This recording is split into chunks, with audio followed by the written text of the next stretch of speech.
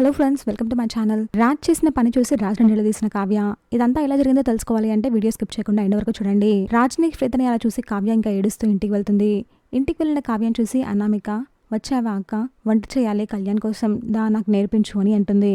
ఇప్పుడు నాకు ఓపిక లేదు అని కావ్య అంటుంది. నువ్వే నాకు నేర్పించాలి, వస్తావా రావా అని అనామిక అంటుంది.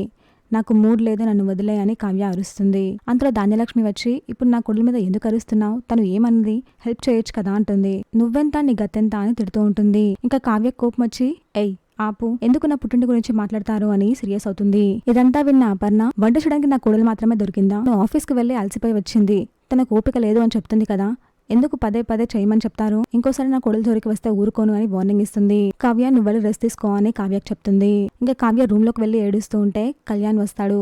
ఏమైంది వదిన ఇలా కూర్చొని ఏడుస్తున్నారు అంటే అక్కడ జరిగింది అంతా కళ్యాణ్కి చెప్తుంది. మరి నిలదీయకుండా ఇలా ఏడుస్తారేంటి అని కళ్యాణ్ అడుగుతాడు.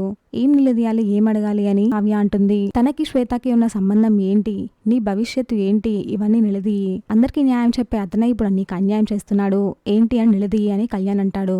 ఇంకా రాజ్ వచ్చిన తర్వాత కావ్యం చూసి, ఏంటి కోపం వస్తే ఆఫీస్ నుంచి వచ్చేస్తావా, వర్క్ చేయవా అని అడుగుతాడు. మీరు ఆఫీస్ నుంచి ఎక్కడికి వెళ్లారు, రాత్రంతా రాకుండా ఎక్కడున్నారు అని కావ్య నిలదీస్తుంది. నీకు చెప్పవలసిన అవసరం లేదు అని రాజ్ అంటాడు.